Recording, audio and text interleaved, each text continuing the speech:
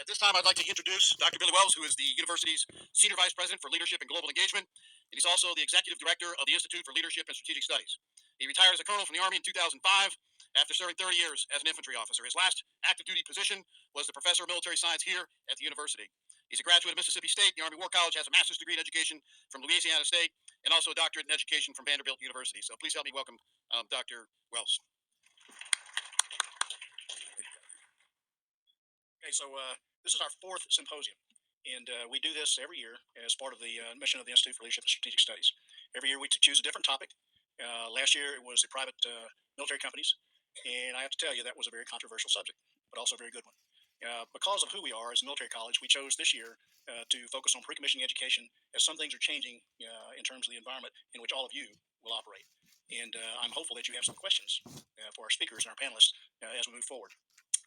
Just to provide some context, for centuries, nations have struggled to determine how to best select, educate, and train their future officers. With each generation, there have been changes. At the same time, many areas of focus have remained very constant.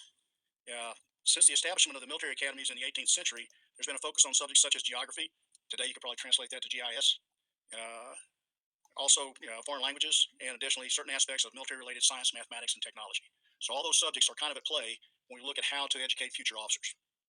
Nations have established a wide range of educational models for this, depending on their cultures, their needs, and their resources as well. Today, many countries have opted for a four-year academy approach, though the form and substance of instruction ranges widely. In some nations, that 4 years is focused on academics. In other nations, that 4 years is focused a bit on academics, but also significantly hands-on application with regard to combined arms, things of that nature. In a number of countries, including Korea and the Philippines, they have vibrant ROTC programs similar to what we have here to help fill the gap and make sure that they have sufficient officers. Even the length of the academy attendance in various locations varies. The United Kingdom's Royal Military Academy Sandhurst model is, for example, one that's employed around the world in previous British colonies and other locations as well. It's only about 1 year in length, and the securing of a degree, a baccalaureate degree, is dependent upon the university system there in those countries. So it's not a complete matchup. Yet in Britain, all officers must attend Sandhurst in order to get their commission.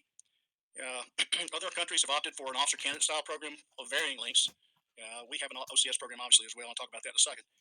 In a number of cases, selected professionals are brought on active duty, commissioned. How do I say this? They're selected, they're commissioned, and they don't have to do anything else. Now, primarily, we're talking about doctors, some case lawyers. In other cases, there might be other professionals. That is also a trend in the cyber world as well. And I think that's going to play out in the next several years to see how that pans out. In the United States, we have a wide range of commissioning sources. Generally, the military academies are at the top of the list. And highly competitive with regard to applicant acceptance. I think we in the U.S. we all know that. Yet they can only produce, at least in the case of the Army, maybe about 20% of all commissionees. They're going to go into the ground force. So our heavy reliance, and one of the reasons we wanted this topic, is because ROTC provides the majority of officers for the Army, and there's no denying that. Of this remaining 80%, about 10% of those are produced by 6 institutions out of, I think, 273, although that number varies day to day. And those are the 6 senior military colleges, of which we are one. So for us, this topic is extremely relevant, and we're very interested in the feedback from everyone during the conference or during the symposium. All that said, how should we be preparing these future officers? Certainly, there are many of the fundamentals, and that's the reason I got Jeff Mellinger here. Many of the fundamentals are ageless, but some things have also changed. How should we not just adapt, but anticipate change in advance? It's a 4-year process to become an officer. So how do you make that process fit the future? How do you lay the baseline, the fundamentals, what's required to provide the foundation for a future officer, not just to be a lieutenant, but also through the years to become a field grade officer and perhaps in some cases a general officer. Those are at least 2 transitions that have to occur beyond lieutenants. And the education that you receive as a lieutenant or as a cadet should provide you a foundation for that. Do we accept the minimum ROTC curriculum as adequate to prepare a future officer, or should we require more? I got my own personal answer to that question. And the ROTC program obviously is a good start, but it requires more than that if you're going to develop the competencies required. Of critical importance to our discussions here is how will the age of artificial intelligence impact leadership development? I don't know the answer to that. I'm not sure any of us do, but I also believe that we can hash through some of that in the next day and a half and perhaps find some good ideas that we need to promote. Given the advancements in technology and biomedical science will and are in fact leading us into a future where embedded augmentation of potential super soldiers is becoming a reality, and given the ever-tightening cycle of innovation And if you've been looking at if you read military history and you think about it, there's a cycle of innovation, and now it gets tighter and faster and faster. And so, how do we adapt the institutions that we have in order to provide the education we need as a foundation for our future officers? That is probably one of the most challenging questions we can talk about. Also, I would say the ethics of technology and war represent an ever-present and increasing conundrum of moral decisions. And I think those of you, if you've been studying this, you'll I think agree with that. There are a whole bunch of things we need to look at. Ethical implications of technology applications to warfighting, especially artificial intelligence, are significant. Human application is one thing, especially with CRISPR technology, if you're familiar with that. A divergent human augmentation and genetic modification pathway can lead us into I'm going to go out on a limb, Sharon, just a little bit. Uh, to to the classic Star Trek episode. You guys don't know about Star Trek, do you? Some of you do. Okay. There was an episode back when I was a young man called Space Seed, and it had to do with genetic augmentation and the advancement of essentially what was a super race. It can happen with this new technology, and we need to be aware of that. The other aspect is semi or fully autonomous artificial intelligent machines of war. And it's another danger if there's no person in the loop, human in the loop. Something to think about. That's the Terminator scenario. Yeah. So both of these scenarios are things to think about as we move forward. Yeah. People with a lot greater intellect than this old infantry guy have seen this danger.